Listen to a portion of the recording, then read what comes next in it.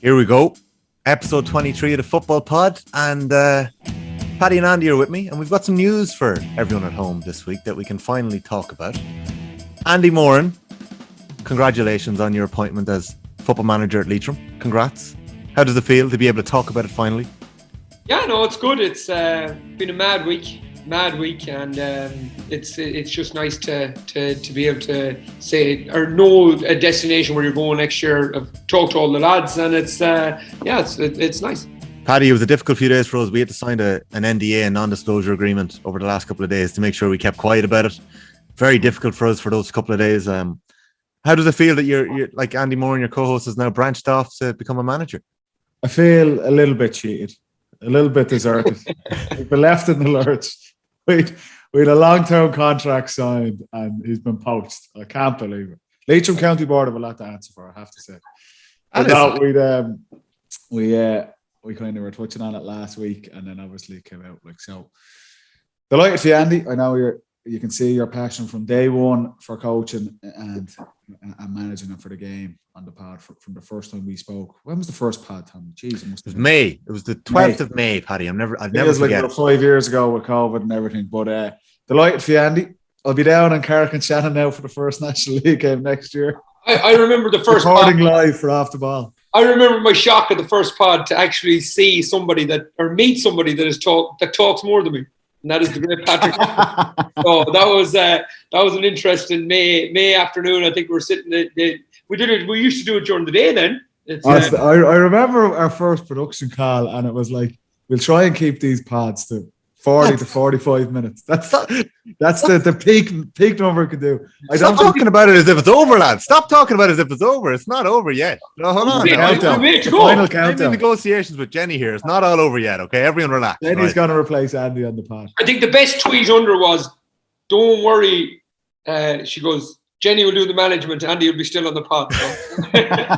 Love it. I think that was the best tweet, you know. But no, Tommy, all joking aside. Talk to us about it. Come on. Absolutely delighted. It just felt right. I suppose I had a lot of communication with John O'Mahony. How did it come about, Andy? Tell us how it came about first off. How does this work? How does it work? Tapped up. What you say, Paddy? He was tapped up out of his. It was. Listen, over the last couple of weeks, there's been various phone calls floating around, different, I suppose, teams talking. But the one that felt right, honestly, and the one that felt right for me, both just with everything, my family life, my working life, where Leitrim are, where I'm at. Like, if you think about this, I'm a young coach. I make no bones about it. I'm young. I'm inexperienced. I'm getting a team which are willing to kind of do whatever it takes to improve, and I'm willing to do whatever it takes to improve. There'll be an absolute loads of mistakes along the way. But the key thing is that you're learning and you're having fun and along the way. I think the two, both me and my management team and the players that are there, I think we complement each other quite well, and we're willing to kind of go on a bit of a journey together and see where it takes us. So very positive feedback so far. The last couple of days have been very interesting. Have you met the group? Have you met some of the players? No, I just met some of the leadership group that were originally that were talking to the county board. Met them. Very, very, very good people. I had a lot of communication actually from college teams since, to compliment the players that are there and to reassure me that these players are actually really good players if they're given the right platform. And my job then is to win and just give them the right platform and see can we push it on a bit. But talked to all the players on the phone over the last couple of days, and that was very interesting. And listen, I think it's going to be really good 2022, and can't wait to get training. It must be very, very exciting to be looking ahead to that, because you've got a management team there with you now. I know Michael Solan's with you. He's working with you in the club at the minute. And no surprise, you went back to your college days and you dug out two of your former collegiate mates. It's a range to choose from. Like Barry McWeeny and James Vance. That's two men who've been involved in Leitrim football for a long time as well. Yeah, so in McWeeny, Barry would have been a serious footballer in his own right. There was he won a Sigerson All-Star in 2005. Like a gifted player, very good centre half back, played for Leitrim for years. knows Leitrim football inside out. James Clancy then is he's a guy that will question you. What I didn't want was to go in and when you have a big personality, which I am, if I'm being honest, right in there. You want, so if you just go in and everyone is saying yes to you all the time, I don't think that's good. James Clancy, anyone that knows him from Ballymun, he was there for a couple of years. Anyone that knows him from Manor Hamilton, Leitrim, he will question you. He's already questioned, so it's brilliant. So that's a nice compliment. Obviously, I know Mike. I've done a lot of work with Mike. We grew up together. We did the under-20s together. We're doing the club together now at the minute. So that was a natural kind of link in. But all the rest of the guys that are going to be around with strength and conditioning, psychology, nutrition are all going to be kind of key to push the group forward. We sat together in Castlebar that day back in June, and it was a tough day for Leitrim. And we sat up in the stands watching it. It wasn't easy to watch.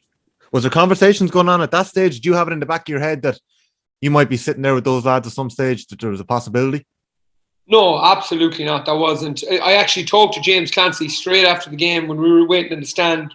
So after the game, for people that don't know, you leave us, myself and Paddy, and you go down and interview the managers and then come back and we do the kind of final recall. And when I was waiting for you, I actually talked to James Clancy in the stand that night after the game, and we watched the Mayo boys, running, training, getting in their meters, and he was just talking me through some of the stuff. Did I think then that 4 or 5 months later that I'd be Leitrim football manager? Absolutely not. But I've looked back at the game. You look back at it in segments. First 10 minutes really strong, and then the physical power of Mayo would just pull away. So, is there a lot of work to do? Absolutely. Is Mayo the barometer for us moving forward? Absolutely not. We start at the base and we try to work our way up. And that was a hard day, but there was some in it. Like there was 11, 12 points there of good stuff.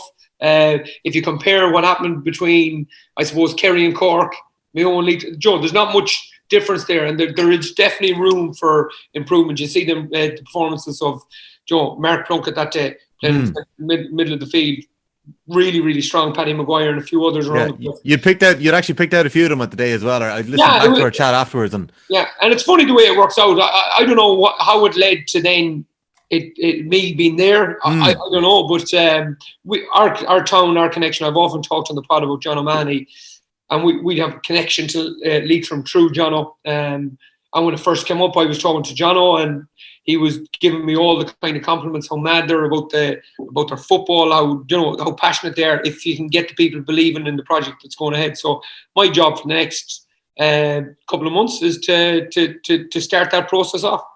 Isn't that, Andy? Like we touched on it obviously earlier on in a lot of these podcasts, but when the National League was on, we looked at new managers going into counties and getting that bounce from the team. Like Enda McGinley with Antrim is an obvious example there, where they're kind of in the doldrums, and a guy comes in as an incredibly successful player, similar to yourself, Andy, and just gets the players confident, just gets guys wanting to play for Antrim again. You see what Mickey Hart did going into Louth. They've been kind of in the doldrums and they get promoted as well.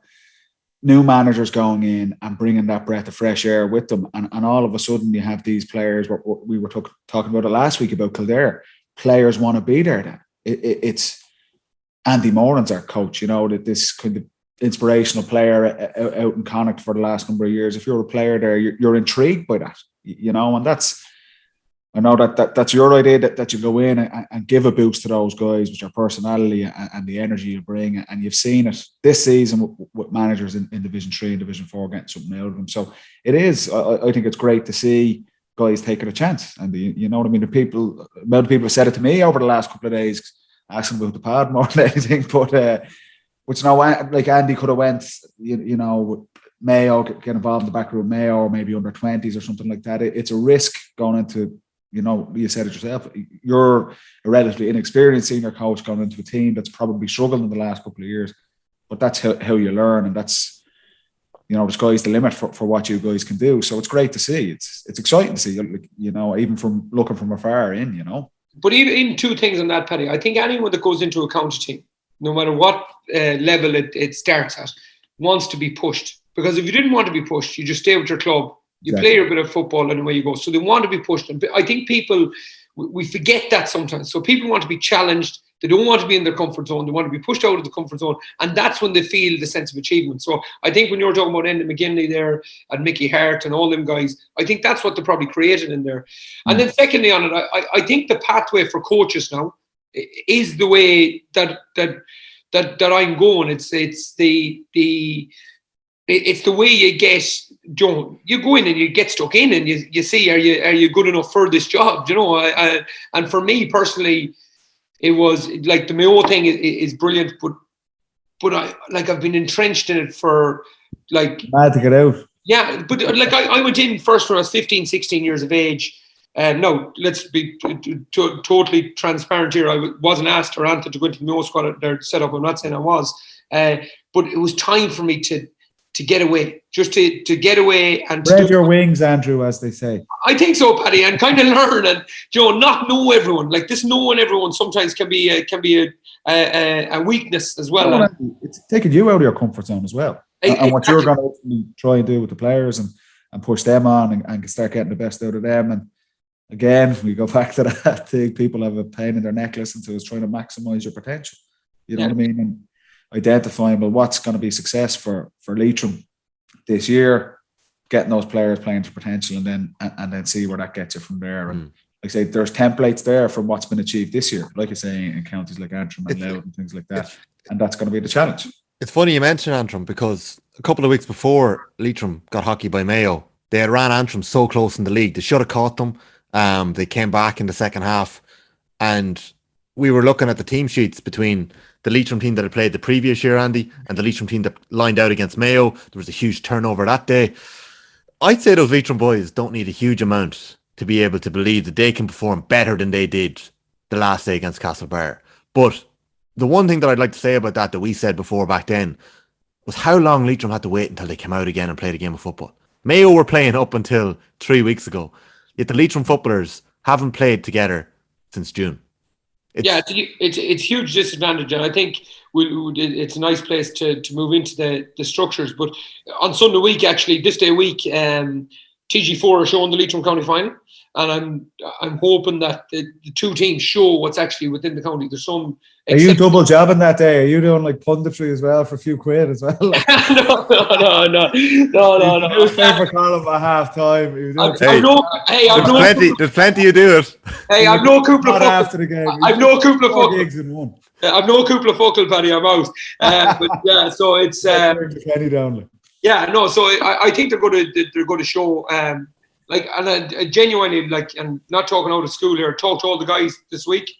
Mad keen to go, and it's like, for me, I'm just delighted and kind of chuffed that a county board would take a risk on a rookie, and I don't have any problem saying that. I've had a long playing career, but your long playing career gets in the way of your coaching sometimes. So I'm starting, and here we go. Really exciting, and I can imagine everyone in Leitrim football is really excited for what's on the horizon now. Let's talk about the structures briefly, Andy, and I'd like to get your thoughts on this, because you're now looking at Congress in a week's time with an intercounty manager's hat in your head. An intercounty team that are in Division 4 that haven't had more than maybe 1 or 2 championship games over the last 10, 15 years every summer. Like if you were to clock up, say, your intercounty appearances compared with, say, one of the Leitrim, Emlyn Mulligan, for example, I can imagine that Emlyn Mulligan might have to play for 20, 30 years until he be able to match the amount of games that you played in intercounty football championship. So when you're looking at the structures and the potentials out there, we'll say possibly proposal B, where you're guaranteed to have a Connacht championship round robin in the spring, and then move into a league system where you're guaranteed 7 championship games, and then you do have the chance then to get into either the All-Ireland Championship or the Tailteann Cup, or to stick with the status quo. Where would you feel on that? I think it's the proposal. I don't think proposal B will get through in its current format. I think it will get through, but I think it will have to be adjusted slightly. So you're kicking it back. You think it could be kicked back a year or whenever? No, I don't think so. I think there'll be enough. I think there'll be enough in it. From what I'm hearing from around like most counties want this. And the northern lads, we have to be respectful to the northern. To the Ulster Council and the Ulster counties. They run a really good championship, really competitive championship. You got to understand where they're coming from. And I think if we do that and we help them out a tiny bit to get closer to where we need to get to, I think it'll make a big difference to this, you know. And I know there's a lot of them opposed to it. And listen, I understand, because their championship, look at their championship last year, the league format, amazing games. But for a county like Leitrim, to get that level of competition through would be just unbelievable. Like, even to get... Game changer. Yeah, so you've won game last year against Meath. If you're a squad player on that, right, you're a squad player, you've done all the training like everybody else, and you can still only bring on 5-6 players. Like, you play 21, you have a squad of 30, so the 9 players there, they don't even get a game. Do you know what I'm saying? They don't even have a chance of getting a game, because there's not that chance of someone getting injured, someone being out for a week, someone moving. If you have 7 games, lads, the amount of players that get playing, the amount of advertising it could do for a game, what it could do for counties, like any county in Division 3 and Division 4, is absolutely huge. I do think there's a few obscurities in it, like if you're in Division 1, and just say you're a Moran, right? And sorry to all the Moran listeners, I'm just going to put you there because Cavan is in 4. But if you're a Moran and you finished in 7th, and then you have an Ulster team like Cavan in Division 4 and they finished in 1st, you know, they're in and they're out. You know what I'm saying? I think there's going to be a small few tweaks to it. But I think all in all, the proposal is really, really strong. And the main part of it is that there's games for our best players to be playing at all times. Remember the uproar last year when myself and Paddy, when the National League final wasn't played, and we were saying it's a marketing disaster. You have the greatest team that's played, would potentially, at the time, before the loss to Tyrrell, we were thinking, these could be the new kids on the block here now. They could win 3 or 4 out of the next 5, you know? And you could have them playing, and it was pulled because of the championship. That's never going to happen now. Everyone in the GAA, everyone across Ireland wanted to see that match. Yeah. And that's the type of thing. And listen, I absolutely agree with Andy on this. And it's starting to get a bit heated on social media with people that I want proposal B. And if someone says no, well, then it's kind of, people aren't really taking that on board. They're not happy with that. And I'd say the closer we get to Congress, people will be getting a little bit more and more feisty. Personally, I think proposal B, and you have to remember, over 80% of the players in the GPA have said, these are the guys on the ground playing the games. Over 80%, 4/5 of inter-county players have said they want to go with proposal B. I think proposal B is the best option. I totally accept that it's not perfect. And lads, if there was a perfect solution for this, it will be in place. Without a doubt. It is not black and white. But I absolutely accept and agree with Andy that you can't just go in and say, I want proposal B, and just, I'm not arsed listening to what. If you think proposal B isn't any use, well, I don't want to listen to it. There has to be empathy from both sides. I totally accept listening to Jim McGuinness during the summer on Sky, the Ulster Championship. We said it ourselves. We watched the provincial games. They were the only show in town for the first 6 weeks of the championship. The brilliant game with Derry and Donegal and Tyrone, and then the Ulster final. They do have a far superior provincial championship in the north, and you have to accept that. So I understand where there's probably a little bit of kickback to proposal B up there, but I think you've got to be cognizant of both sides, but you have to remember that the players on the ground, over 4/5, want proposal B. And Andy's hit the nail on the head, guys. Like, if you look at it, I watched both you guys were at that game, and I know it's awkward, Andy, for you now as Leitrim manager, but Leitrim and Mayo was on the Sunday game. It was live, prime time. That game was I thought the straw that broke the camel's back. No, it did nothing for a TV audience. Social media was an uproar watching it. It did nothing for either set of players. It did nothing for advertising the game of Gaelic football. Literally every single stakeholder involved with Gaelic football was left shortchanged by that. And if we keep going down that road, there has to be change. There has to be. Is proposal B perfect? No, it's not. I agree with Andy's point. Yes, there's nuances there. If you finish 6th or 7th in Division 1, you could, on the flip side of that, say, well, you better make sure you don't finish 6th or 7th, and that you're getting 7 games, 7 championship games. It's not the National League. You have 7 championship games to go and perform. This is at peak season. You're not playing in January and February in the muck and the Castlebar, my favourite stadium to go to, Andy, a windswept, rain-soaked sludge fest. You play the provincial championships. They are still there in the springtime. And Niall Morgan said his Ulster medal, if he won it under Proposal B next year, it would mean as much to him as the Ulster medals he won in 17. They're still there. Paddy, I asked you about your provincial medals earlier this year. Did they mean much to you? And you as well as said that by the end of it, you were looking for All Ireland medals. Like, it is fair to say that was the cycle of our team. We kind of moved on. But you had won 13. You won 13. You won 13 provincial medals. Look, I don't know. It's not about me, and it's not about Dublin side of things as well. I think you've got the provincial championships are still there. You're still going to have the local rivalries, which are so important to counties. Dublin can still play Meath. Meath can still play Kildare. These games all over Cork and Kerry. The provincial championships are still there. So you're ticking that box to keep people happy on that side, but you're moving the league structure. Like I say, every player you ask them playing week in, week out, National League games. Imagine that in the height of summer. Absolutely. With TV audiences, competitive games. We said it, Offaly and Louth was one of the standout games in the provincial championship series because it was two competitive teams against each other. You know, that's ultimately what you've got to have. And if you keep it the way it is, you're going to get these games, total mismatches that do nothing for anyone.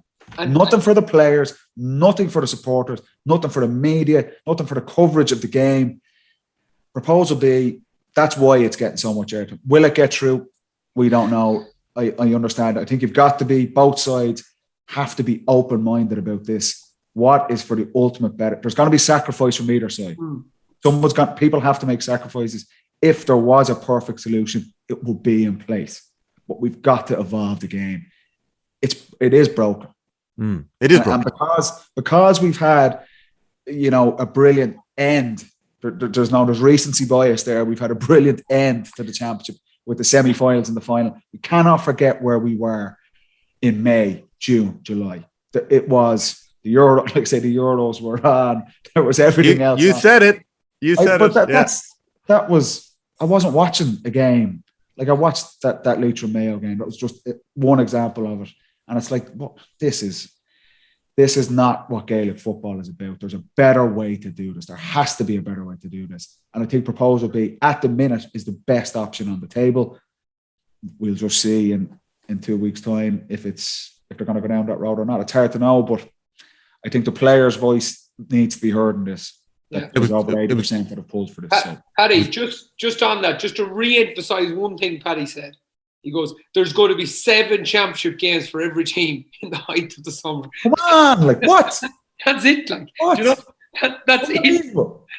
And like, me and Paddy, retired players, like, that's dream come true stuff. And you're on about winning. No training sessions. Oh, it's unbelievable, Tommy. Like as a player there, you're going from week to week to week, and you're training and recovering. And then just on it, lads, if you go back, and we said this in the pod earlier in the year too, if you go back to the noughties, and it wasn't perfect in the noughties, it was still a broken system in the noughties. But if you go back, right, and you look at it, and the way it used to be structured then was Division 1A and Division 1B, and you could have fallen to either one of those. It wasn't 1 and 2. It was like, a mixture of both divisions, and then whoever finished. Yeah.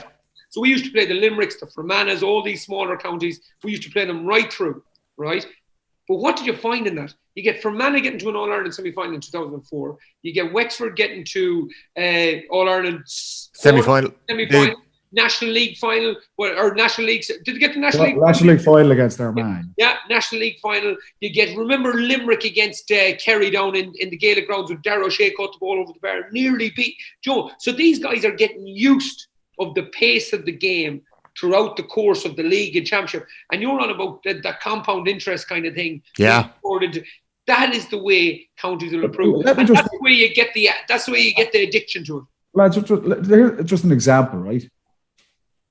Derry play Meath in a championship game next July on a Saturday evening in Port Talton, live on television. Derry crowd come down. Beautiful weather, absolute mob. Navan is hopping with supporters in July in a championship game. You go yourself. Stick with the way it is, and it's played on the last Sunday in January in horrendous conditions, and there's about 1,000 people at it. Yeah. The players aren't fit, they're not ready to go. Supporters aren't really arsed. It's about -3. Or you have that. You move it to the summer in this structure, championship football. And even if it's Division 1, 2, 3, 4, if there are games on there and they're promoted properly, people will watch, supporters will go. Galway against Offaly in Pearse Stadium on a Saturday or Sunday afternoon in June or July. I mean, these are the options on the table for him. Yeah. And it'll be like... It's a brave decision. Like, to change the structures, the GA is one of the most traditional organisations there is. It takes a lot for people to change. Yeah. People have to make sacrifices. True. You've got to move with the times. Listen to what the players are asking for.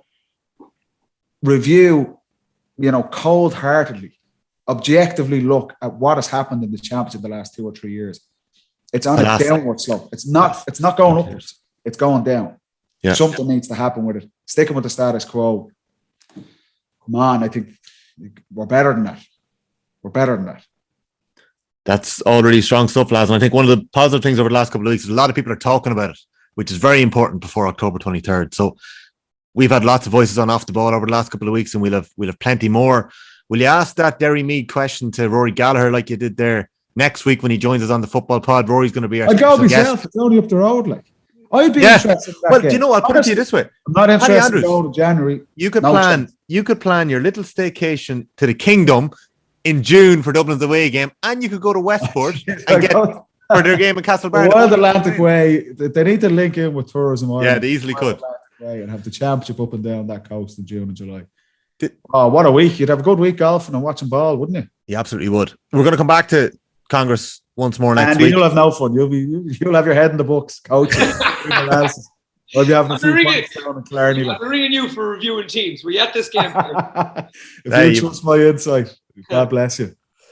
This is episode 23 of the Football Pod with Paddy and Andy. Hannah Tyrrell is our special guest this week. She's got a fascinating story, a top-class athlete and a number of codes, and she's going to join us in the next couple of minutes. Does anyone want to ask me what the hell is going on in Meath football at the minute? We don't need to ask. You're going to tell us anyway. Like, I don't know what I can say because... You didn't even finish the question there. He was gone. Go on. I don't know how much I can say because there's a vote happening tonight. So it's Tuesday now when you're listening to the podcast. And there's a vote happening tonight because Meath football has been thrown into disarray in the last week. Basically, to cut a long story short, Andy McEntee was given a 3-year term in 2019, subject to a review at the end of his second season, which was this year. All fair enough. That review happened last Wednesday in October, and the county executive decided to have a vote on the night to decide whether McEntee should stay on. The vote went 7-7. Ooh. Then it went 8-7. So somebody who hadn't been at the meeting on the night, who hadn't appeared, actually put in his vote digitally. So it went 8-7 against McEntee staying on. Against him staying on.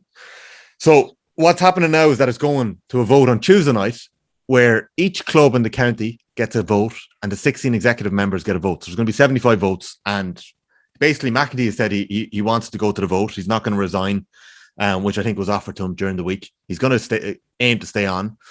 And thankfully he has aimed. And I do hope that the Meath clubs rectify the situation on Tuesday night, because I'm not sure they're aware that the Meath County Board don't have a replacement lined up. This decision was made in October and there's no replacement lined up. There's no plan. Like, how 15 people could sit in a room in October? Have any of the players spoke? I know the Meath Championship is obviously in full swing at the minute. It's gone on to semi-final stage now. Yeah. What's the consensus amongst... I don't think I'd be breaking privilege here to say that the players want McEntee to stay on. Again, are people listening to the players? Do the players have better insight than the county executive? I think there's a bit of a freak performance in Newbridge where there's a bit of a row. They get a couple of guys sent off, a couple of injuries. That goes Andy and Meade's way. They're back into Division 1. I thought they made progress. Big progress. Last year, I thought they had a big performance against Dublin in the Championship this year, albeit, the first half they struggled, but they showed there was glimpses there. You're telling me that second half performance against Dublin, those players were playing for Andy McEntee, they were playing for Meath, getting that bite back. The minor team are obviously having won the All-Ireland. The ladies team have won the All-Ireland. I would imagine that there should be a feel-good factor in Meath, despite, like I say, the only real blip is probably the slip-up against Kildare and Newbridge that's cost them the Division 1 status. But I think if the players are keen for Andy McEntee, I know Andy. I'd have a lot of time for him. And I know his passion for the job. I obviously know Jerry as well. And particularly, there's not even, if the vote doesn't go for Andy, they don't even have a replacement lined up. So what come on, what? Amateur hour here. Do you know what I mean?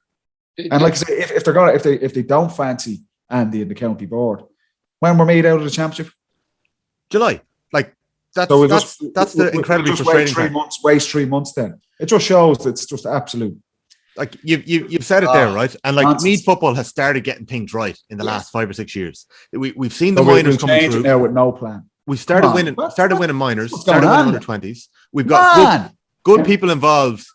There is good people involved at review level in the county that are working. They may have a vote of Congress next week. They're going to propose. They do have a vote of Congress. I'm not sure what they're going with, right? But it's just so frustrating, lads. It's so frustrating that to see the incremental progress over the last 5 or 6 years. We got back to Division 1 football for the first time since 2007. Yes, we got beaten every game, but they were competitive in those games. They're in a provincial championship, which has been dominated by, as you said, possibly the greatest team we've ever seen in Dublin over the last 7 years. And they've had little chips and dents at them, regardless of not being able to get over the line. But there has been progress in Meath. And the thing that I don't get is that why do it now in October when you've got a squad together and a management team together that are already planning for next year, that already have their programs from next year, they're already getting ready. We're towards the latter end of the club championship.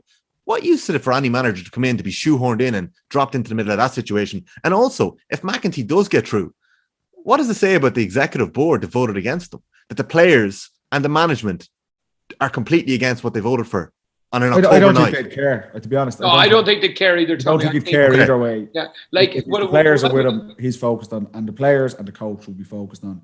It's just frustrating. It's very frustrating to see that happen in a county like that. I thought we were beyond that.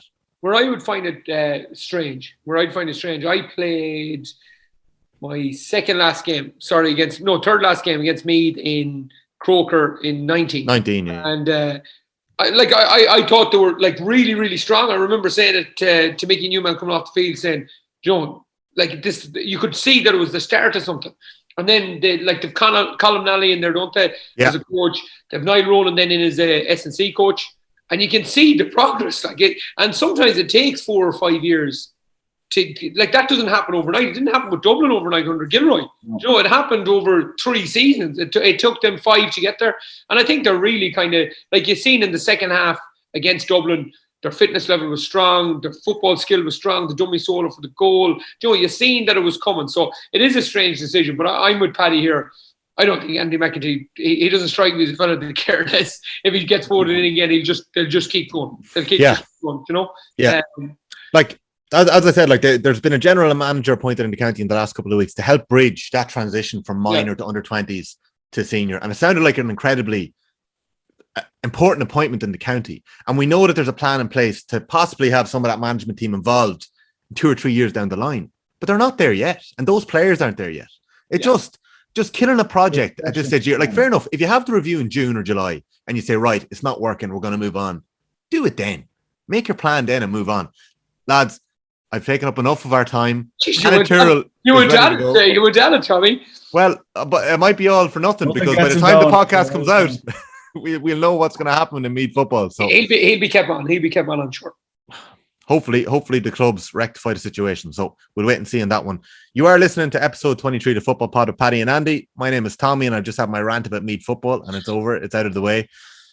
You'll be really interested in this next piece. Hannah Tyrrell, Dublin footballer, former Irish rugby international, is joining us next in the pod. Stay with us. We'll be back in a moment.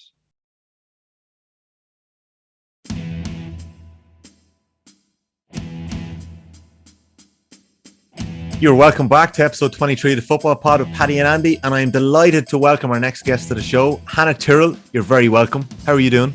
I'm good, guys. Thanks for having me. Hannah, you've got an incredibly interesting sporting background. An Irish rugby international for the last 6 or 7 years. You've played soccer and won an FAI Women's Cup, and you played in the WNL in the first season with Rovers back in 2011 and 12. You're also a Dublin footballer, which is the reason you're on the Football Pod with us this week. But you've had 2 acts to your Dublin career. You had the goalkeeping days in the early days in 2010s, and then you're back after a sabbatical a professional sabbatical with the Irish rugby team as a forward this year. So we might just jump in to this year and April of this year with the Irish rugby team. You retired as a rugby player. Can you talk to us about that? How did that come about? Yeah, I suppose COVID had a big part to play in my retirement, or my decision to retire.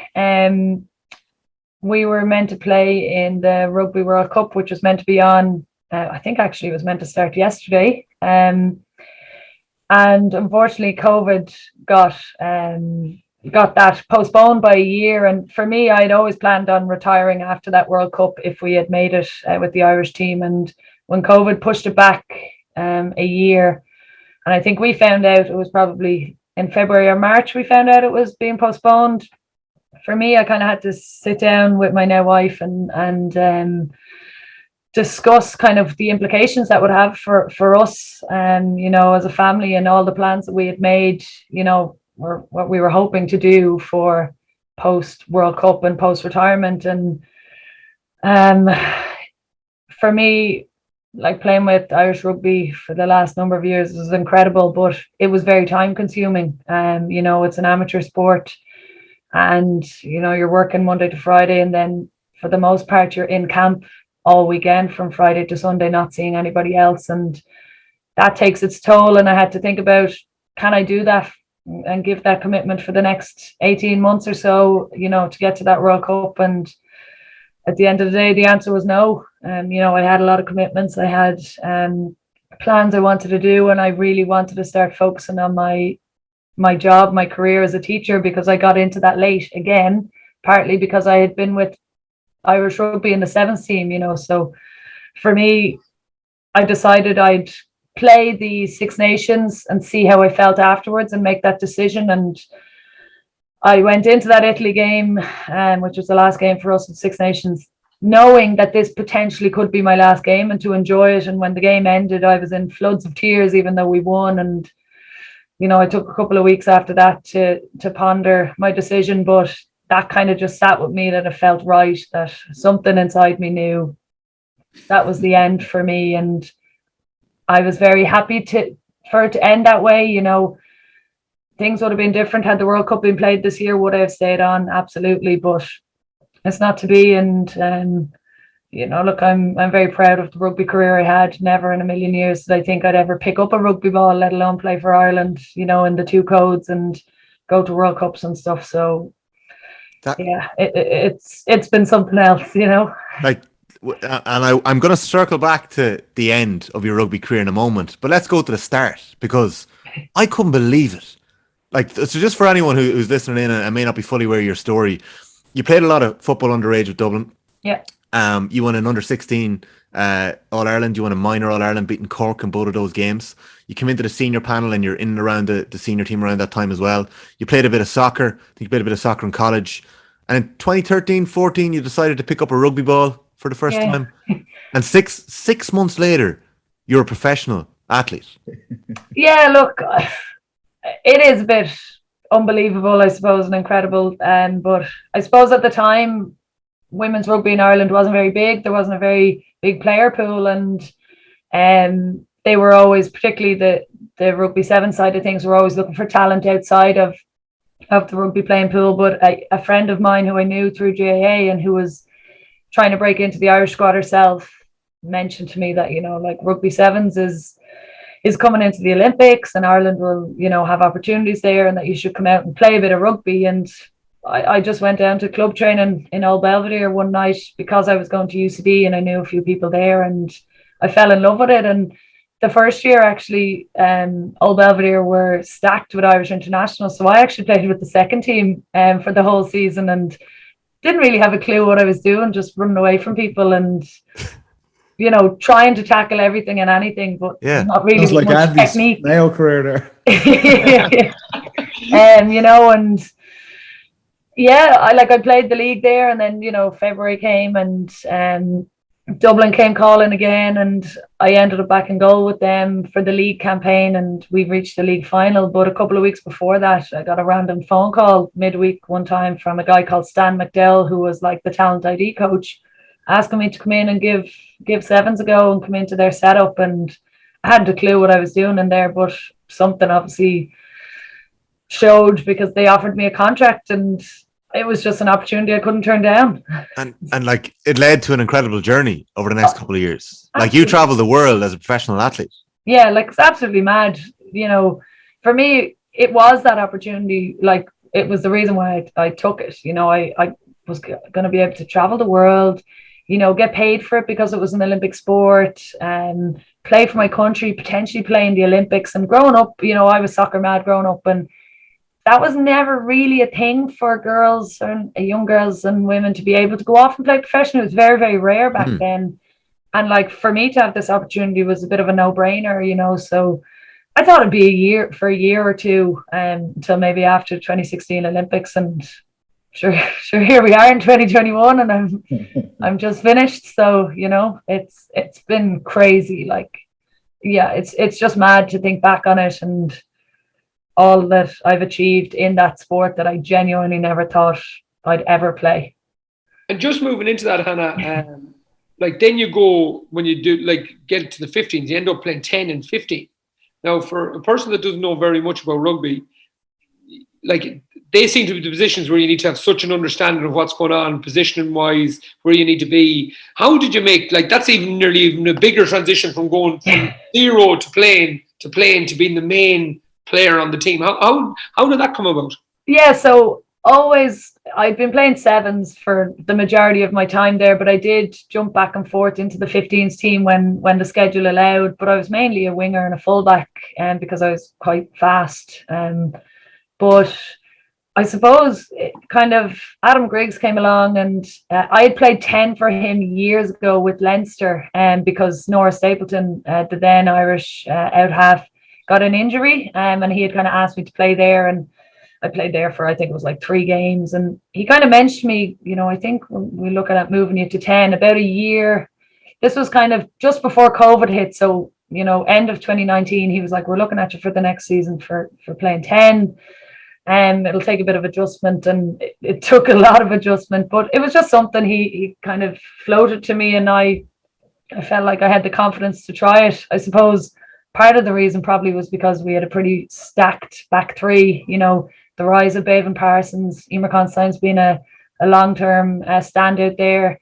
You know, I always knew Amy Lee Murphy-Crowe would start to shine in 15s once she got her chance. So I'm guessing, you know, Griggsy himself knew that he couldn't fit us all there, so he had to make some changes, and 10 was a position that needed filling. And you know, with me potentially coming over to 15s long term after I was finishing with 7s, he had a gap to fill, and I was the one to step up. And your kicking ability would have obviously helped you as well, you know. Yeah, look, I for me, most people probably wouldn't agree, but for me, kicking is my favorite part of the whole game. I absolutely love kicking off the tee, kicking out of hand, and I was constantly practicing it, and yeah, it absolutely helped. You know, I've probably gotten in trouble a few times for my GAA style kicking in rugby. They do not go hand in hand, but you know, it works for me sometimes. When did that part of the game click with you? When, like, at what stage does it click with you? You're like, right, I'm getting there, like with the kicking, I've mastered it, because you have gone from zero to being a professional so quickly. Yeah, like in 7s, it takes a while, because in 7s it's very, very rare to kick, particularly the way the Ireland team play. Like we never kicked away. Possession is way too valuable. But for me, it was always an opportunity. There's so much space back there, like, you know, and like you strike a rugby ball nice and sweetly, it's going to bounce perfectly for you. And for me, it's always afforded me many opportunities. You know, I've been playing club there the last couple of weeks, and there's nothing nicer than a little chip in behind, or a kick cross field and somebody catches it like hand in hand. It's very like just passing to a teammate in GAA, like, you know. And I think for some people it never comes into their head, but I think with me, with my GAA background, kicking element is a big thing, and I'm always looking for it. Probably giving away all my secrets now for the next club game, but anyway. Sure, look. Hannah, like, in terms of, you get the sense, even from listening to you, it was such a massive decision with the timing of the World Cup, that the World Cup is obviously the pinnacle for you guys, and having to wait another 18 months, you know, it's such a long time. Like, say you and your wife and your career, you have so much plans, and I get the sense it was a really, really difficult decision to kind of say, like, you finish the Six Nations and it's like, can I do this for another, what turns out, probably 18 months? Was it at that time, were you thinking there's an opening that I may go back and end up playing GAA with Dublin? Did that help soften the blow, or was it solely, kind of a personal life decision or did GAA come into it even at that point? Did that make it easier to kind of step away, saying, well, I might be able to join this brilliant Dublin team at the minute who are going for their own bit of history in terms of the 5 in a row? Did that come into play at that time? Not at that time. It definitely wasn't in my decision to retire, but I had been playing GAA, and I had, even throughout my years with rugby, myself and Lindsay Pete would always be joking and messing around and wearing our Dublin jerseys to Ireland training and stuff like that. And I always had plans, or maybe not plans, but ambitions to get back to Dublin one day. Whether that would happen or not, I really didn't know. But when COVID hit in March 2020 and rugby was stood down for a very long time, Club GAA started back up, and I went and started playing with Nafina GAA, which are my now local club, and I had the best fun, playing club football with no worries, no stress, no nothing going on, and absolutely fell in love with the game all over again. And it'd been such a long time since I played, and such a long time since I'd played without there being any stress or any pressure or anything like that, and absolutely loved it. And I ran into Mick Bowen in a gym shop. I think it was like that October or something like that. Sounds like Mick. Yeah, really randomly. And he was like, "Oh, I've been meaning to get onto you." And I was like, "Well, I do have a phone. You could have just rang." It sounds like Jim Gavin here. Gotta ring it. And but he was like very keen for me to come into the setup and give me an opportunity, and I suppose that probably ignited something in me, like, oh, geez, yeah, I'd love to come back in, but I obviously have commitments. And I did say to him, look, I'm planning on retiring after the World Cup.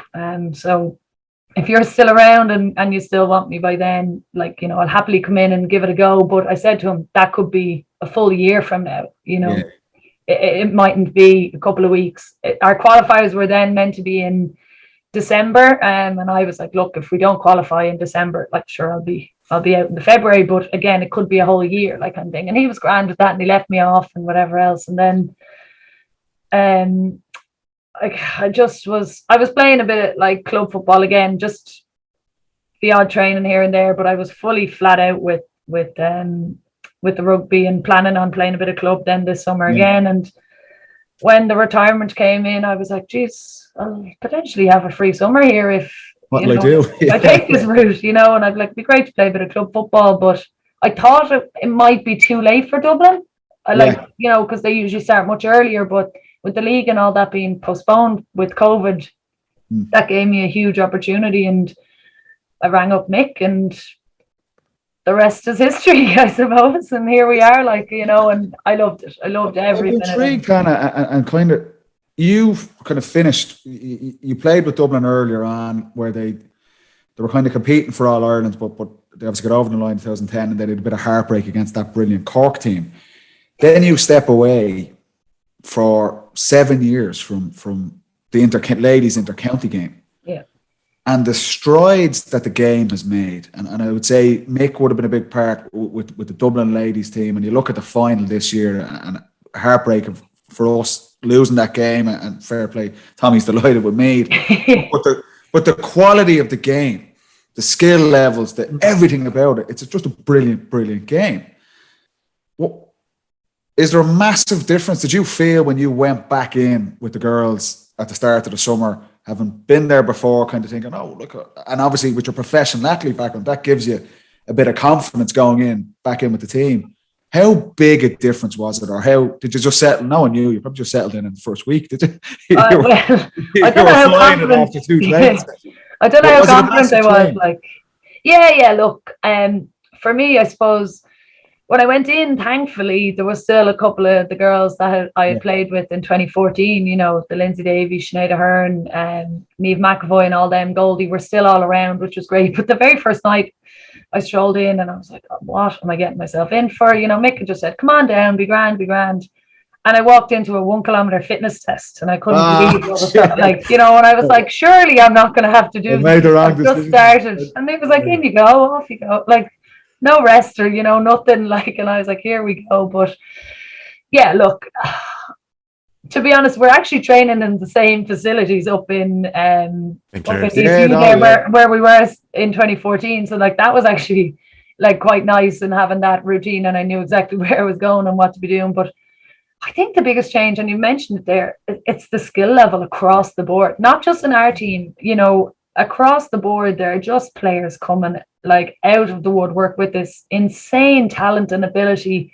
And you had players before, don't get me wrong, like that were incredibly, incredibly talented. But in terms of just the general skill, I think the biggest thing that has improved is the kicking, and 100%. The women's, and it's a big thing that Mick has pushed for with our team. Obviously, you can move the ball a lot quicker and play at a much higher tempo, but your kicking has to be accurate, and it's a little bit more of a risky game. But I just think the reading of the game and the game awareness has massively improved.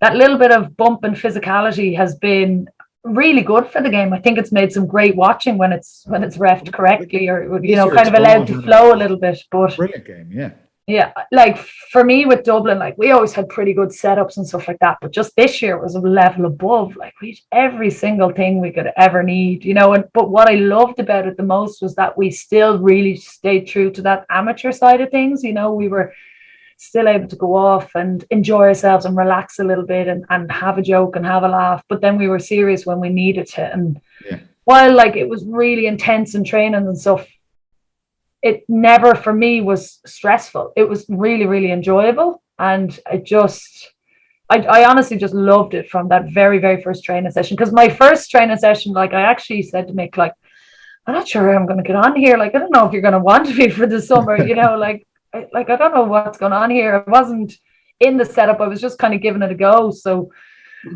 I was really nervous and afraid of what the girls were going to think and how I was actually going to be compared to these girls who had played it for literally week in, week out for the last few years. And I hadn't kicked a ball in 6+ years, You did all right, Hannah, in the end. Yeah, you lit up the summer. Well, I have to say. Yeah. But Hannah, on that, right? So you go back in. I remember Gavin Duffy joined us in 2014, ex-Irish fullback, Connacht fullback.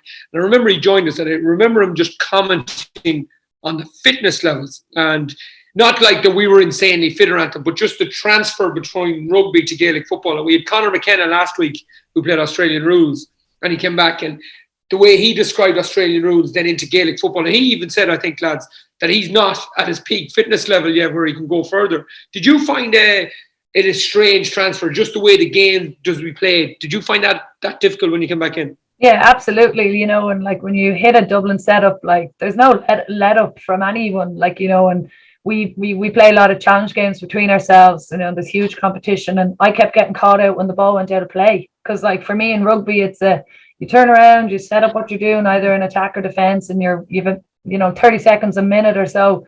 But in GAA, the ball's in within about 5 seconds, and I was literally caught every single time for the first probably 2 or 3 weeks. And I'd say Mick was like, what are we doing here, like with her? Because I was just getting, like I was well able to play when I was there, but those kind of little lapses were constantly happening because I just wasn't used to it kind of again. And the quick kickouts and stuff like that, like nothing really happens quickly in rugby when the ball goes out of play. So you have a bit of time, but in GAA you didn't. And I was caught out a few times and given out to and all that sort of stuff. And there was no easing me into it and that sort of thing. And where did you finish in that 1K test? I want to know. Not first anyway, but not last. Middle of the pack, Hannah. Nothing wrong with that. I was up there, but I wasn't. You're preaching to the choir here with us. But on that point, and I thought it was fascinating because you touched on it, Andy, on Conor McKenna last week, and we kind of would have watched him closely throughout the championship for Tyrone, and he would have had this. There's just this assumption that if you're coming from a professional background, you're going to be top of the pops. For you coming from rugby, Hannah, for Conor himself coming from Australian rules, really physical games like. But the GAA over the last, even from when me and you started, Andy, you started a little bit before me now, but from our generation, Gaelic football has now just become a game of continuous movement. Yeah. Like me and you both, we'd be hiding away in the full forward line, Andy, and maybe 10 years ago, it would be that kickouts were slowed down and they were bombed out long. It didn't really impact the full back or the full forward line. Then Clucko comes along and all of a sudden they're gone in 2 seconds. That brings the full forward and the full backs into it. Then this kind of just up and down the pitch, the blanket defence, playing against that. All of a sudden, like it used to be the midfielders and the half backs, they used to do all the running, the half forwards. Now, over the last 5 or 10 years, Gaelic football has just become a game where for 70 minutes, no matter really where you are on the pitch, like Tyrone are an obvious example of the way they play. And you look at the Dublin Meath game, Hannah, and you know, your role in that final and Vicky Wall for me, just up and down the pitch. It's one of the must be one of the most physically demanding sports. You know, and even though it's still amateur and guys coming in from soccer or rugby or Aussie rules coming in, it does take time to adapt because the physical demands playing in Croke Park for 70, it's so difficult. It's just interesting to hear professional athletes even coming in and saying, yeah, it takes time to adapt to that. Yeah, no, look, I definitely agree. It definitely took me a couple of weeks to kind of get used to it and kind of get back into what I would have felt was my kind of natural way of playing again and making the right decisions with regards to that and stuff. But yeah, look, the fitness element of it is incredible, and it's, you know, particularly the way teams play, as you said, you know, there's no more like forwards are just forwards and backs are just backs. There's complete interchange. Andy, it's you are. If that was the case. That's why you retired. Yeah, we'd have dragged the arse out of another 2 or 3 years. Like. You know, Hannah, you were saying that you had a free summer there and you were wondering what you were going to do. Paddy Andrews can give you good direction. I'm a travel agent now, Hannah. This is my first year out. It's great. Loving it. Can't believe I stayed on so long.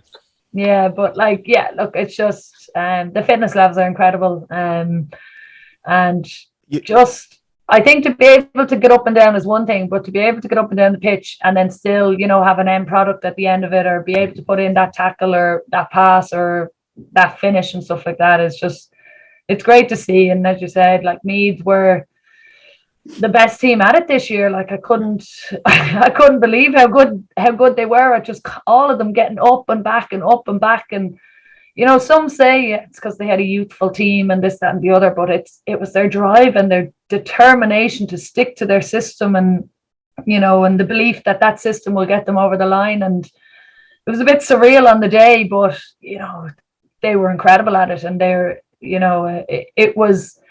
While as I said, it was heartbreaking for me and for the team. It's great for women's football to see that happen and to see, phenomenal, you know, you always have a chance. Doesn't matter, like, you know, doesn't matter who you are, whatever people are saying, you know, and that's the beauty of football, that, you know, you can't win it till you play it, you know.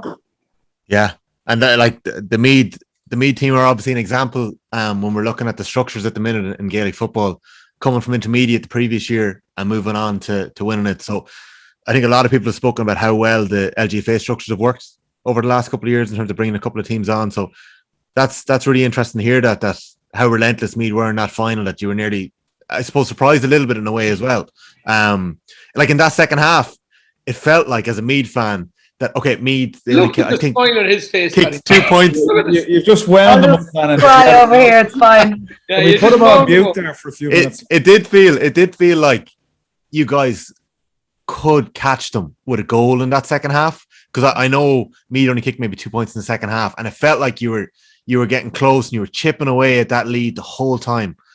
You obviously came very close with a goal. That was your goal chance as well that Monica McGurk saved? Yeah, I should have put it lower.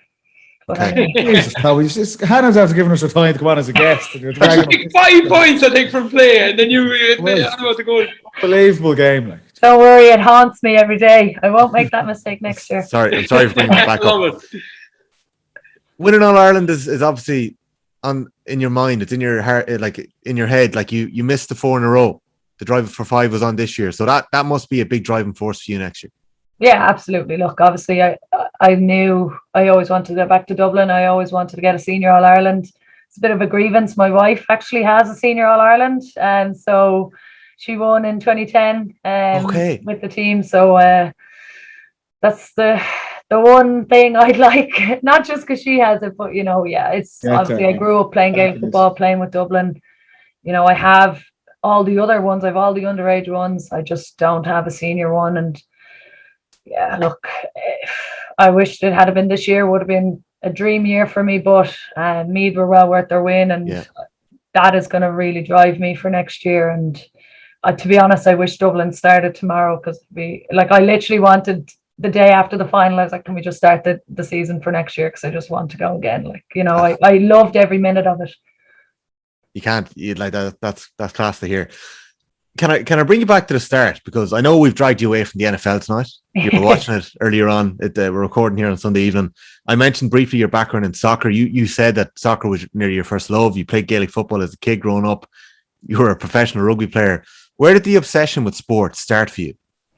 I started playing sport basically out on the road. Like, I was always a bit of a tomboy. My two best friends were boys, and we were always just kind of kicking the football around and messing and whatever else. And our local team, Monksfield United, I actually think they just started up a team for all the youngsters on the road.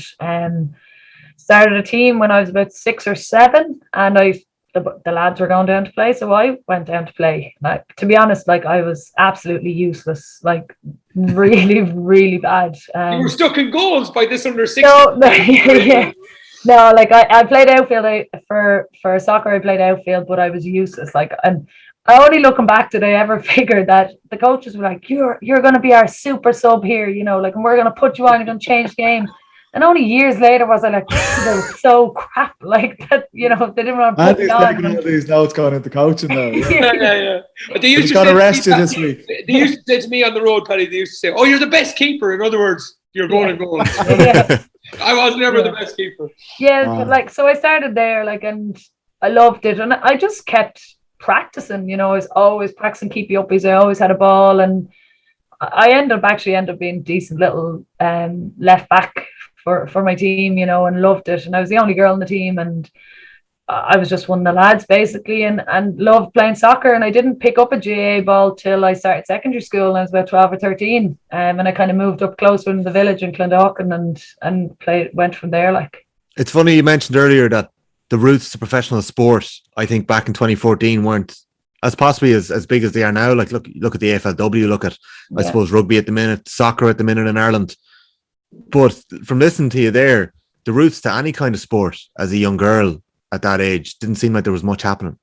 No, sure, as I said, none of the other girls on the road were out playing football with me, and it was just, I was the only girl. I don't really remember even playing against girls on the other teams either. And when I was about 12 or so, I had to leave the boys team and find a girls team basically, but there was no team in the area. And that's how I ended up actually falling into GAA, because there was no girls soccer team. And I went to secondary school hoping there was a soccer team there, and there wasn't. There was a GAA team, so I joined that, and from there ended up in Round Towers. And I don't know, would I have picked up GAA along the way if I had stayed with a soccer team or found a soccer team? Maybe. I would like to think so, but you never know.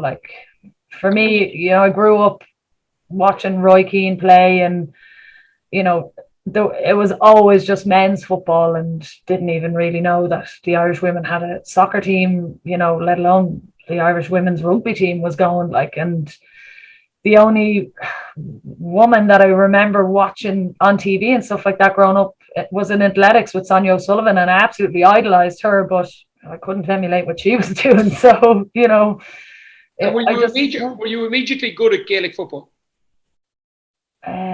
Yes. You were decent. Really? Yeah. It's funny because myself and Paddy would have played soccer a lot as young people, and we've kind of said this about the cross sports and how they help each other. And you've already kind of touched on it with the rugby and being a good kicker and bringing the Gaelic football into that.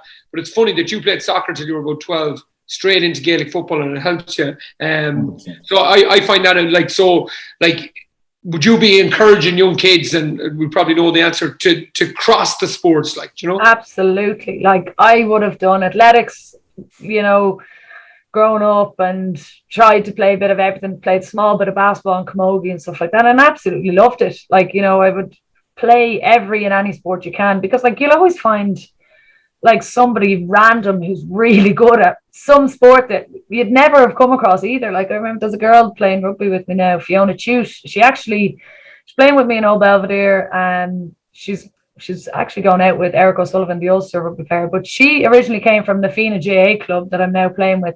She was like an underage Irish shot putter. Like, and it's a really niche, random sport, but I think she just fell into it through athletics in school or something like that, you know, and you never know you're good at these things until you try them, kind of thing. And so I would be encouraging everybody to try and play as many sports as you can growing up. And then obviously as time goes by, you're going to have to try and focus on one or two or narrow it down. And you'll find that people start to kind of favor one way or the other. And, you know, for me, I always favored Gaelic football and soccer over camogie and athletics and all that. And that was the most enjoyable for me. Like, so that's the path I took.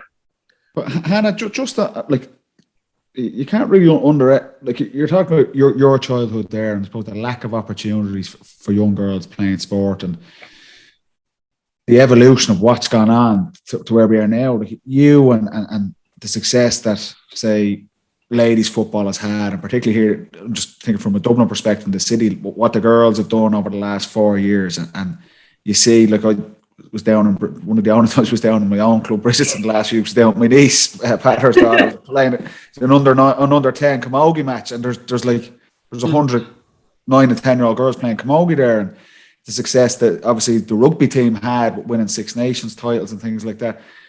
Nearly, it's trailblazers like that. That's success, and now where we're getting to, where we're finally seeing women's sport on television, we're seeing it covered in the media better. You look at what the sponsorship has done for the ladies' championship. We're now, you're going to the All-Ireland final, and there's 50, 60,000 people there. Like, you guys, you and your teammates have been an absolute, like, inspiration to get the sport and women's sport, like you say, in every field to where it is now, where young girls are going out. They have the chance to go and play soccer, and go and play basketball, and go and play in their local Gaelic club, and you see the numbers there.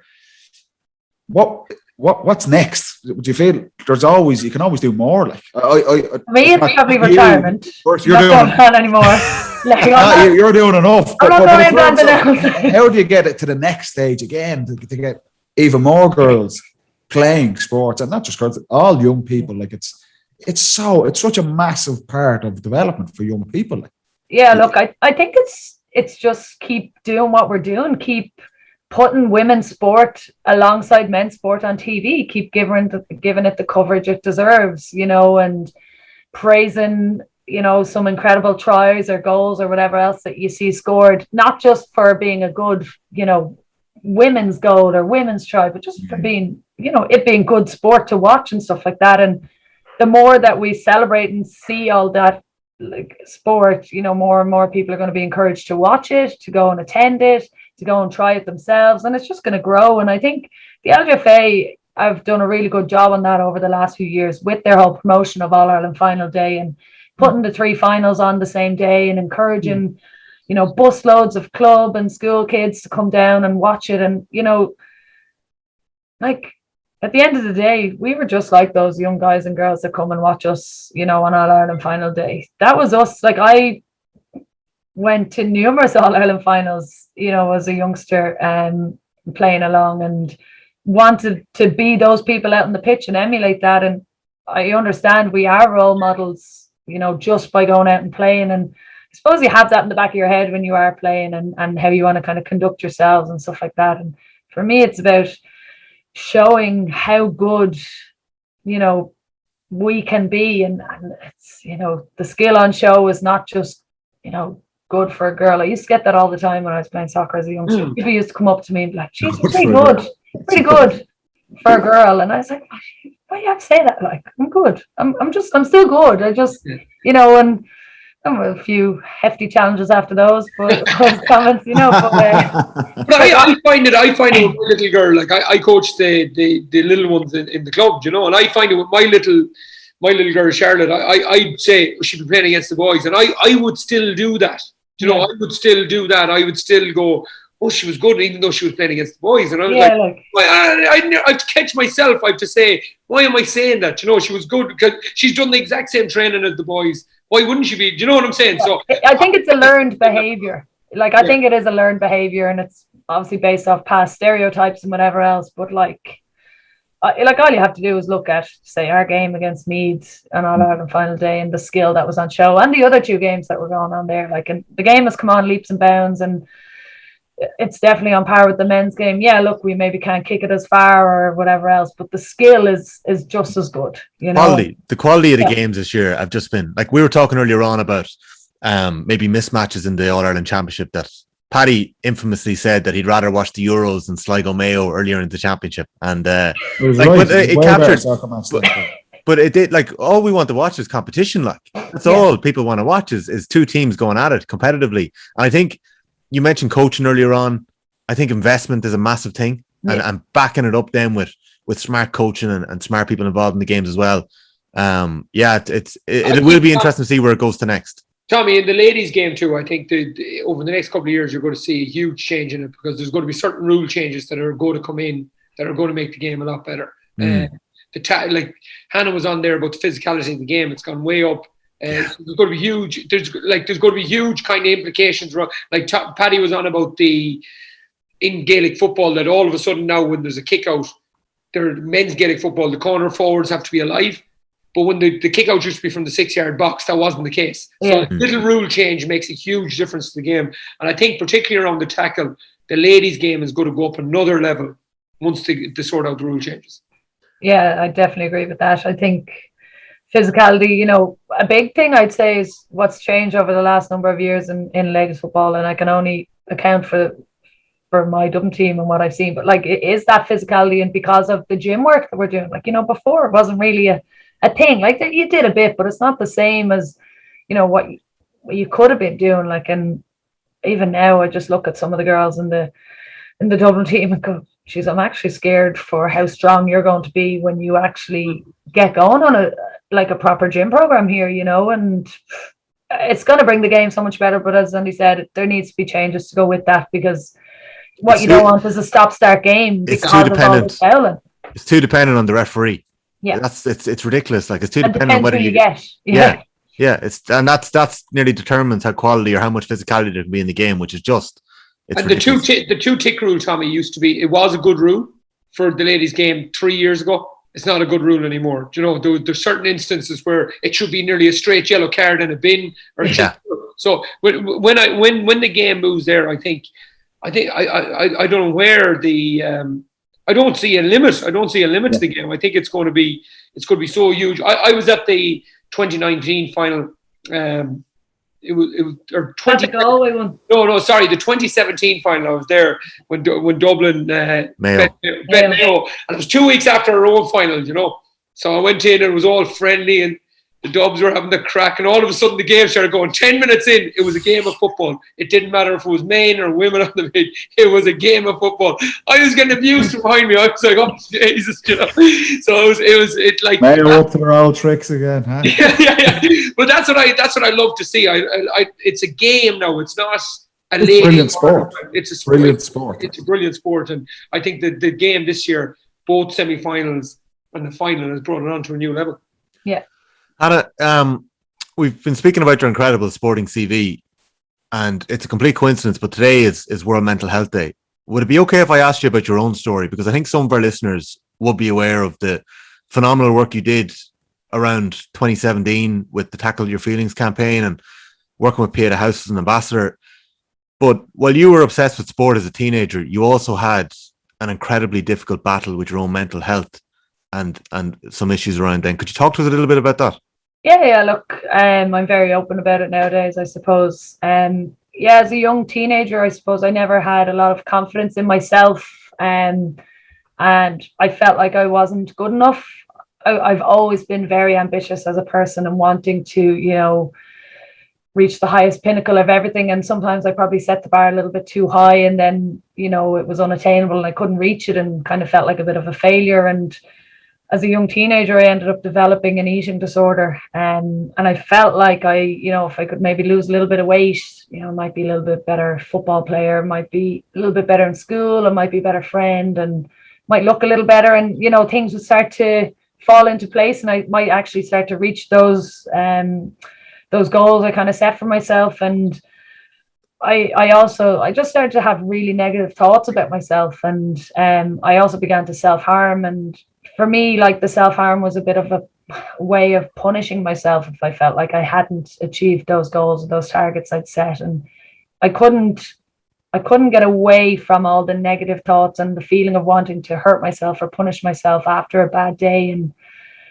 I'd self-harm and I'd feel a little bit better, and then afterwards I'd feel really ashamed about what I've done, because while I didn't, like, I was only 13 or 14 or even a bit younger when I started all of this. I didn't really understand it myself. I don't even know where I got the ideas from it, but they just became coping methods for me. And I kind of struggled throughout that, my whole kind of teenage life. And I kind of lived a bit of a double life in that, I had these really negative thoughts. I started to stop going out with friends and family, stopped caring about, my school grades, and everything kind of focused on trying to lose weight and be a better footballer and all that sort of stuff. And then on the outside, I was really happy and bubbly and chatty, and people hadn't a clue what was going on. I was still in school. I was still maybe a bit of a cheeky chappy, and, being able to give it back. And I was going out to sport and putting on a face, and like, people had no clue that I was really struggling on the inside, and I was really, really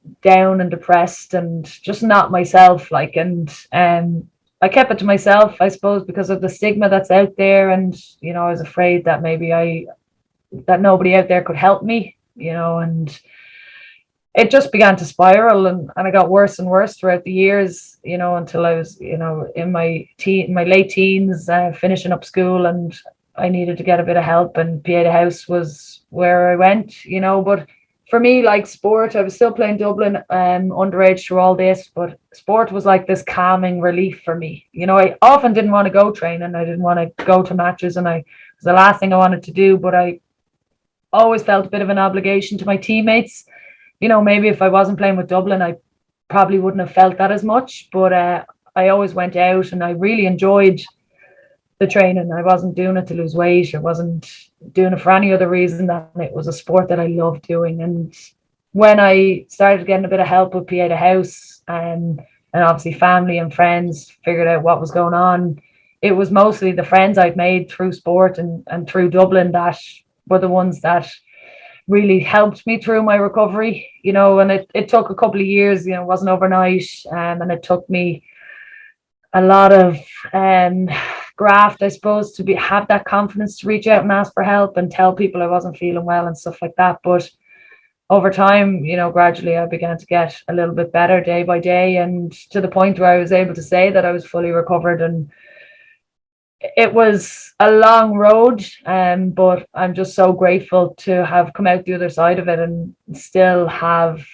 and still live an incredible life and continue to do that. There's loads more to come, but it was a really challenging time, and sport and the people I met through sport were a massive help to me. Could you say that again? Sorry, my watch is talking to me there. There's Siri.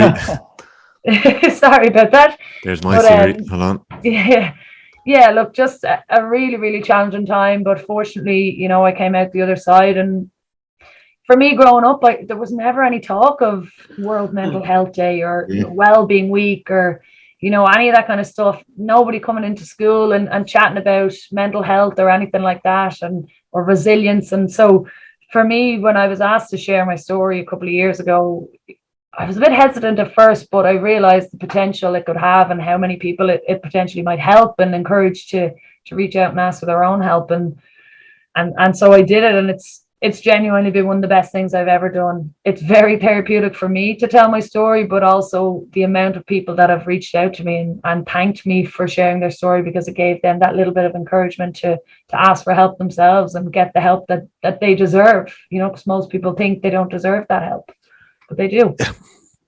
We spoke about role models a little earlier on in sport, and I suppose visibility, and people like yourself have given voice to some of these horrendous illnesses. And for people, I'm sure there's many people could be at home listening, struggling with something going on in their lives. You spoke there about the coping mechanisms that you had, which were self-harm and the destructive manner that you tried to cope with what was going on in your head, I suppose, and with the eating disorder. I know it's not an easy question to answer, but how did you break that? How do you break that? There's no one right answer, but for me, it was just a bit of willpower. Like, so there was a few times where I tried to take my own life, and, you know, thankfully looking back, that didn't happen. And I kind of got to a point where I'd lost all hope and desire to do anything. You know, I couldn't even take my own life properly, and I felt like such a failure. And I kind of said to myself one day, do you know what? You've tried everything else, so why don't you just really go hell for leather with recovery, and no matter how difficult it is, stick with it and try your best and whatever else. And I said to myself, every time that you feel like self-harming, or any time you feel like you're going to make yourself sick, you're going to ring a friend, or you're going to text a friend, or you're going to go off and get yourself out of that place to a point where it's near physically impossible to hurt yourself or do that negative coping method. And I forced myself to do it every single time. And sometimes that meant, you know, calling friends in the middle of the night, or just going over and hanging with somebody. And there were times I didn't, and I failed, and I self-harmed, and I, you know, did things that I'm not proud of. And it sometimes was a case of 2 steps forward, 1 step back. But eventually I started to actually have a bit of hope that recovery was possible, you know, that I could actually get help. And part of me started to believe that I deserved a better life than the one I was living. And the hope was the biggest factor for me. It made me want to continue on, because I never had that hope, or hadn't had that hope for a very, very long time. You know, I felt very down and just not wanting to carry on, or I didn't feel like life was worth living for a good few years before then. And when that hope came, and there was a bit of belief, and I started to love myself, I suppose, a little bit more, that's when things really started to change. And I grabbed it with both hands and went with it. And as I said, it wasn't always perfect. There were definitely bad days and days where I self-harmed again and stuff like that. But I eventually got to a point where I didn't feel the need to you know, restrict my food or make myself sick. And I got to a point where I didn't have the urge to self-harm, even after, you know, maybe I've had a bad day or I didn't hit the targets I did. I had to change my mindset a little bit and set more realistic goals. That was a huge thing, because obviously I couldn't continue to keep failing all my life. So I lowered my ambitions a little bit and started to hit targets, and then I aimed higher again, you know, just did it a little bit shorter steps, I suppose. It's just, even listening, it's incredible, you know, bravery, obviously, to talk about that, because it's such a difficult thing and such a difficult time to kind of revisit. But we were touching on your sporting prowess and the kind of inspirational role you and your teammates have played in the development of ladies and girls sport. But that story, and on the men's side, we've done a bit of work with Pieta House as well, and that's another huge development over the last kind of decade, I'd say. And it's because of stories like your own, and being brave enough to come out and talk about it. And I think that the key message there as well, you know, just going and talking to people, talking to friends, talking to family. It can be so hard, particularly as teenagers and stuff like that. And you see it with young people today, you know, coaching and things like that. And you see younger teams and players who they maybe just go away and they don't play sport anymore, and you never really know the background behind it. But that message, I think, from you, just to be able to, no matter how low you might feel or the challenges you feel, everything's getting on top of you, being able to talk to someone, and whether it's your coaches, whether it's your teachers, whether it's your friends, your parents, whoever it is, just speaking about it, you'd be amazed how many people actually have your back. Yeah, absolutely. Like, I definitely think it's that. I always go back to the Jigsaw charity. Have their whole slogan is find one good adult, you know, that you feel like you can talk to and tell them and stuff like that. And as you said, it could be an aunt, it could be an uncle, it could be parents, you know, teachers, colleagues, whatever it is. Kind of just find that one person that you feel like you can trust, and they'll have your back and can listen and stuff like that, and point you in the right directions. And I think a big thing is people, when they're suffering, we all suffer with our mental health. We all have good days, bad days, you know, ups and downs. Some go on a little bit longer than others, but it's how we cope with that and how we deal with that. And that, you know, it either becomes a one-day thing, or if we don't cope well, it becomes a much longer and much bigger problem. But we don't realize that more people have our back you know, like for me, when I was really struggling to talk about it, I was so afraid of, you know, people thinking I was mad and like a psycho and all this for self-harm, and particularly when not much was known about it. Yeah. But actually, when I ended up in an inpatient facility for a while, and the amount of my friends, families, teachers, people I hadn't seen in years came to visit was absolutely incredible. And I couldn't believe the support I was getting, you know, and it was just so heartwarming, and it was such a confidence booster to me. Like, the people did care, and, you know, people would be sad if I wasn't here. And it really, really helped me, particularly on those hard days, that people did want me around. And everybody has those people. They might not know it, but they do. Like, and there's always somebody out there willing to listen, willing to help, you know, and willing to do whatever they can to help you get out of that dark place that you're in. And thanks a million for sharing that. That was unreal. I met you for the very first time, I think, before the All-Ireland Ladies final in the FINA, and I was blown away by it. I was impressed. I only really started reading about this story when we knew we were getting on the pod, and like, I came away from there saying, Joe, wow, what an impressive character, the way you kind of ran the day.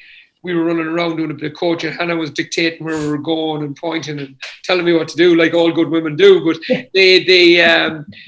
so like, we were kind of, but I came away from that thinking, you stood in front of a crowd, you talked to people, your voice is clear, hugely impressive. To get from where you're just after describing to that person, that's an amazing journey. And I don't know if I'm asking you a question here or I'm giving you a compliment, but I find that really, really fascinating. Like, is there anything there that, Joe, you're a young person now, as Paddy said, you're listening to this, an elite athlete over multiple disciplines is describing this. I think most of this is understanding that you're not the only one that's feeling these feelings. And to see you kind of that day, without knowing this backstory, and to now know where you went to is incredible. So well done, I suppose I'm saying. And no, it's hugely impressive and amazing to think a person that have achieved what you've achieved can get from there to where you are now, do you know?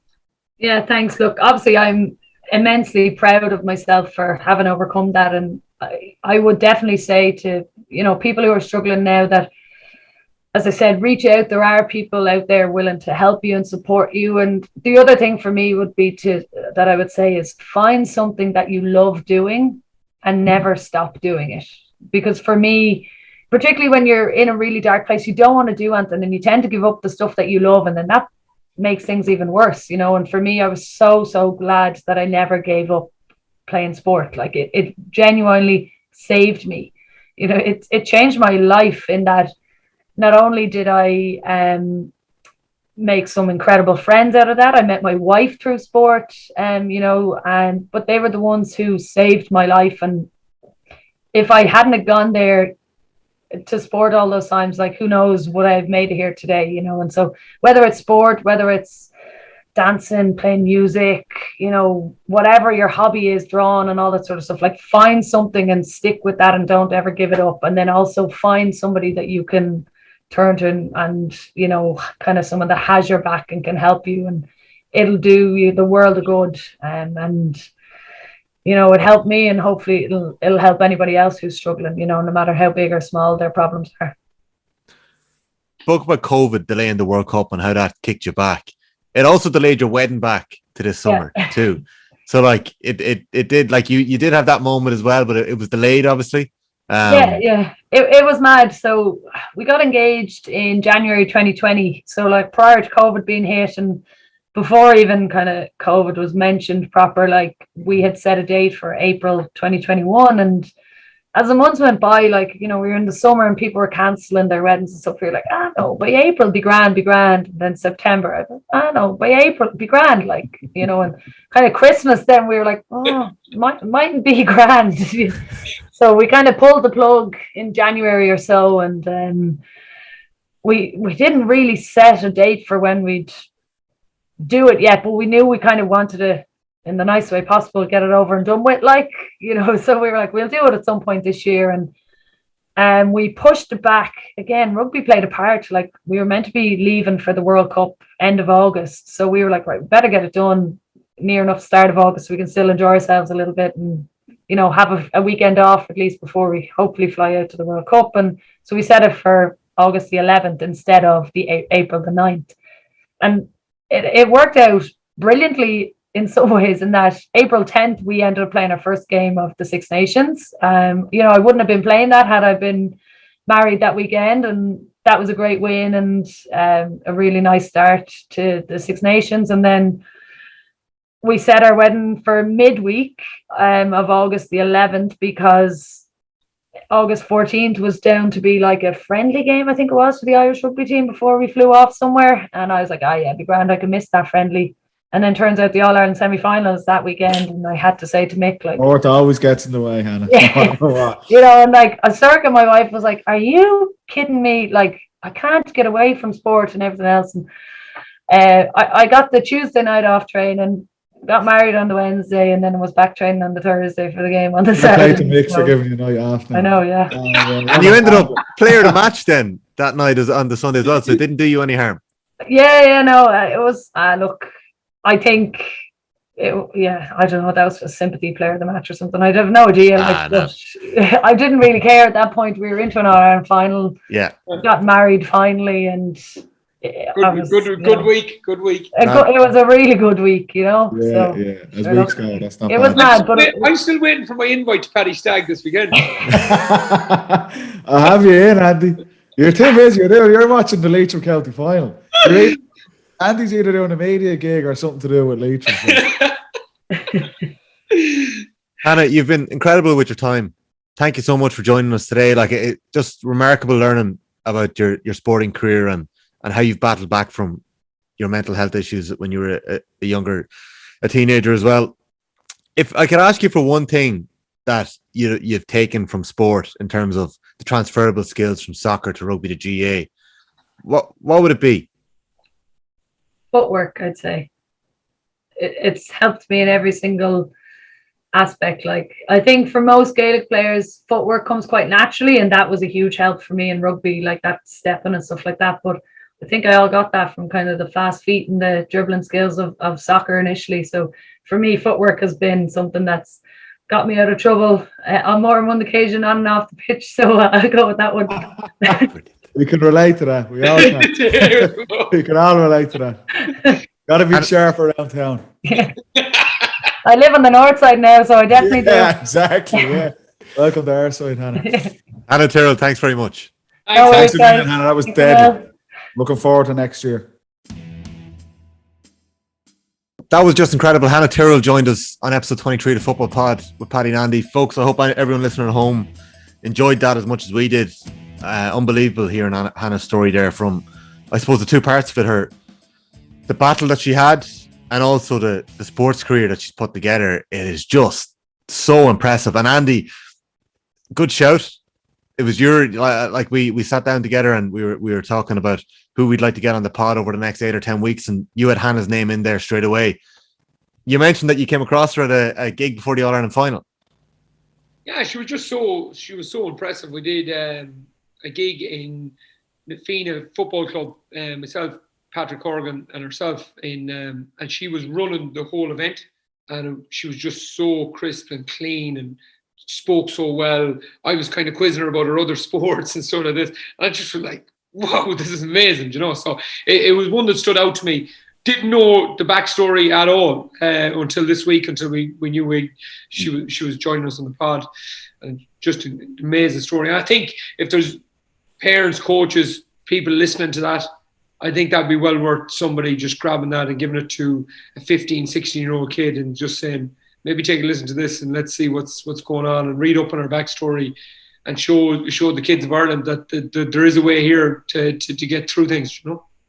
That's it. It's just powerful stuff that, and it probably is more common than you think, that here's a woman who's gone on to reach the pinnacle of the three biggest sports in our country.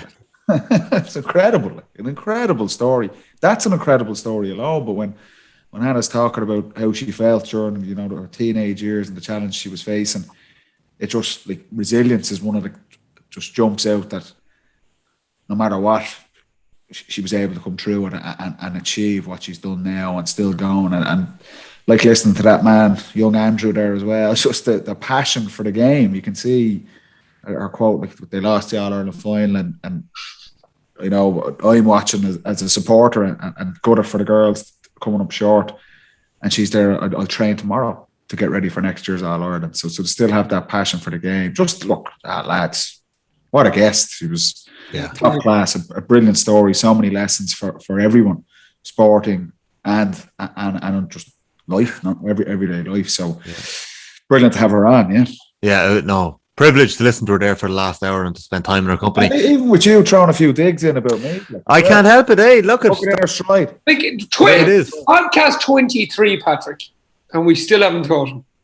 So we're trying to educate the young fella. He's not listening, Paddy. I don't know. We're on the home stretch, Andrew. I don't know how much more you can do for boys. Well, the one of the pod with Paddy and Jenny. Yeah. Oh, stop. Don't become bad. Can we go to bed now, Tom? I think we will leave it there. So everyone listening in, please do share the pod this week. It's a powerful episode with Hannah Tyrrell. Subscribe if you're listening in, and don't mind what Paddy and Andy are saying here. We've got 7 or 8 more brilliant episodes planned before Christmas, and we'll see what happens in 2020. Go easy on me next week, lads. I have a big weekend in Spain now coming up. Hey, well, your old buddy Rory Gallagher next Monday evening. We're recording. Rory Gallagher's not going on the stag, is he? Dehydrated and I'll be shocked. Okay. Stop. So are we telling the listeners? Paddy's stag is next week, and he's recording it live from Marbella. Yeah. We need to get a Zoom when he's away on one of these trips. Don't worry, we'll be getting FaceTime calls at 1 a.m. You know we will. Guest presenter next week. Yeah. Me, myself, and the wolf on. That's his other image. Nobody wants to see that, Andrew. Right, lads, thanks a million. Episode 23, the Football Pod. The episode's done. Hannah Tyrrell was our special guest this week. Thanks very much, Hannah, for joining us. Thank you very much for listening to us this week. Rory Gallagher is our special guest next week on the Football Pod. I'm looking forward to that. He's a man with history. Stories there from Paddy Andrews. Yes. I told him that it was Paddy Andrews co-host, and we had a good laugh. So here we go. Looking forward to Rory Gallagher next week, and we'll leave it there. Thanks, lads. Well done, lads. See you soon. Right, lads.